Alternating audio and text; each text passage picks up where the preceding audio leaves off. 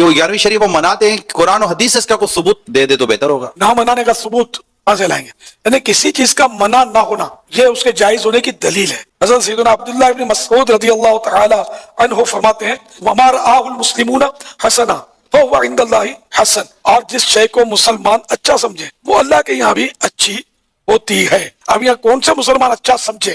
تو فتح رضویہ شریف میں اس کا یہ ہے کہ اہل علم و تقوی، اور الحمدللہ 11ویں شریف تو صدیوں سے اپنے اپنے انداز میں علماء صلحاء مناتے آ رہے ہیں، اس لیے وہ ہر چیز کے لیے یہ کہنا کہ اس کا ثبوت میں صحیح کہتا ہوں، یہ اصول ثبوت یہی ہے کہ کسی شے کے عدم جواز کی دلیل نہ ہونا خود دلیل جواز ہے، ورنہ تو آپ قدم بھی نہیں اٹھا سکتے۔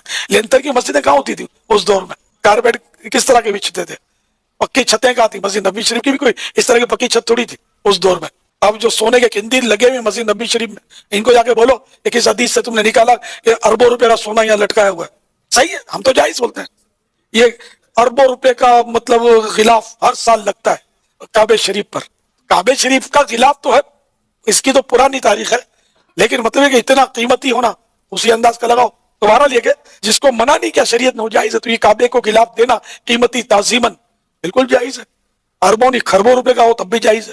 دنیا بھر کا سونا مسجد نبوی شریف میں اگر خوبصورتی کے لیے لگا لیا گیا تو ناجائز کون کہے گا؟ وہ تو ساڈے ڈیفینیشن مان لی ہے سر، حضور نے منع فرما دیا۔ صحیح مسلم میں حدیث ہے 2005 نمبر، اور یہ حدیث کے راوی ہیں امام جعفر، اور انہوں نے روایت کی ہے امام باقر سے، اور امام باقر نے روایت کیا ہے جابر بن عبداللہ سے کہ نبی علیہ السلام جب کبھی بھی جمعے یا عید یا کسی اور موقع پر تقریر کرتے تو آپ کی آنکھیں سرخ ہو جاتی، آواز بلند ہو جاتی، جیسے کوئی جرنیل اپنی فوج کو تیار کر رہا، اور آپ فرماتے کہ میں اور قیامت اس طرح ساتھ بھیجے گئے جیسے یہ دو انگلیاں، اور پھر آپ کہتے اما بعد فإن خیر الحدیث کتاب اللہ وخیر الہدی ہدی محمد صلی اللہ علیہ وآلہ وسلم وشر الامور محدثاتها وکل محدثۃ بدعہ وکل بدعۃ ضلالہ وکل ضلالۃ فی النار۔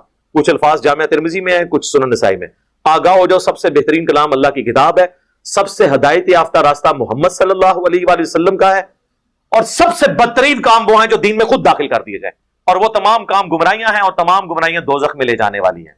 تو حضور نے منع کر دیا نا کہ محمد صلی اللہ علیہ وآلہ وسلم کا طریقہ بہترین طریقہ ہوگا، اور بدترین کام وہ ہیں جو دین میں داخل کر دیے جائیں خود سے۔ بخاری مسلم دونوں میں حدیث ہے من احدث فی امرنا ھذا فہو رد، جس نے میرے تعلیم کی بھی چیز میں کوئی چیز بدل دی یا اس میں چیز داخل کی وہ مردود ہے۔ تو فوراً آپ کو مثالیں دیں گے کہ جی یہ جو آپ نے لائٹیں لگائی ہوئی ہیں، ان لائٹوں کا دین سے کیا تعلق ہے میرے بھائی؟ ہوائی جہاز میں حج کرنے کا دین سے کیا تعلق ہے؟ یہ دین کو سپورٹیو کام ہے، ڈائریکٹ دین نہیں ہے۔ ڈائریکٹ دین اس وقت ہوں گے جب آپ کہیں گے جو ہوائی جہاز پہ جائے گا اس کا حج ہوگا، جو نہیں جائے گا اس کا نہیں ہوگا۔ آپ بے شک گدھے پہ جائیں، آپ بے شک پیدل جائیں، یہ دین کو سپورٹیو چیز ہے۔ کیمرے میں ریکارڈنگ دین کو سپورٹیو چیز ہے۔ نماز پڑھتے ہوئے کوئی کہتا ہے اوپر اس قالین کے اور سامنے اس اے سی شریف کے، کہتا ہے، اور نیچے سیلنگ شریف کے، اور منہ طرف خانہ کعبہ شریف کے، یہ کو کہتا ہے؟ تو یہ دین نہیں ہے، دین کو سپورٹیو چیز ہے۔ تو حضور نے ان چیزوں سے تو منع نہیں کرنا تھا نا۔ وہ تو قرآن میں آیا کہ اپنے گھوڑے تیار رکھو، سورۃ الانفال میں آیا کہ اپنے گھوڑے تیار رکھو جنگ کے لیے۔ تو آج کے دور میں جب آپ یہ بات کریں گے تو اس سے مراد یہ ہوگا کہ آپ نے لیٹسٹ اسلحہ تیار رکھنا ہے، یہ تو نہیں گھوڑے تیار رکھنے ہیں، وہ تو جنرل بات ہوتی۔ تو یہ تمام چیزیں ہیں دین کو سپورٹنگ۔ اس کے بارے میں الگ حدیث ہے، وہ صحیح مسلم میں ہے کہ جس نے اسلام میں اچھا طریقہ جاری کیا، جتنے لوگ اس پہ عمل کریں گے اس کا ثواب اسے ملے گا، اور جو عمل کر رہے ہوں گے ان کے عمل میں بھی کمی نہیں ہوگی، اور جو اسلام میں برا طریقہ جاری کرے گا اس کا وبال اس پہ ہوگا۔ اور انہوں نے وہ الفاظ ہیں سنتن حسنتن، بدعت حسنہ نہیں ہے، سنت حسنہ ہے۔ اور وہ حدیث پوری بیان کریں تو آپ کا مسئلہ بھی حل ہو جائے گا۔ پوری حدیث یوں ہے کہ نبی علیہ السلام نے کچھ نیو مسلم آئے جن کے چہرے پر بھی غربت کے آثار تھے، نبی علیہ السلام نے مسجد میں ممبر لگوا کے خطبہ دیا، آپ نے پھر قرآن پاک کی مختلف آیات تلاوت کی جن میں صدقہ اور خیرات کی ترغیب دلائی گئی۔ اینڈ پہ آپ نے کہا کہ اللہ کی راہ میں صدقہ کرو۔ ایک انصاری اپنے گھر گئے اور وہ اپنے گھر سے کافی سارا سامان ایک تھیلے میں اکٹھا کر کے، اور صحابہ کرام کہتے ہیں کہ وہ بڑی مشکل سے اس کو اٹھا کے لایا، گھسٹتا ہوا لا کے مسجد کے سین میں رکھا۔ تو حضور علیہ السلام کا چہرہ مبارک اس طرح چمک اٹھا جس طرح کے سورج اور سونا، کیونکہ اس کی وجہ سے باقیوں کو بھی جیب ڈھیلی کرنے کی ترغیب ملی۔ پھر ایک اٹھا، دوسرا اٹھا، لا کے مسجد میں ڈھیر لگ گیا، حضور خوش ہو گئے۔ تو آپ نے فرمایا جس نے اسلام میں اچھا طریقہ جاری کیا، یعنی اچھا طریقہ کس نے؟ اس انصاری صحابی نے جو بارش کا پہلا قطرہ بنا.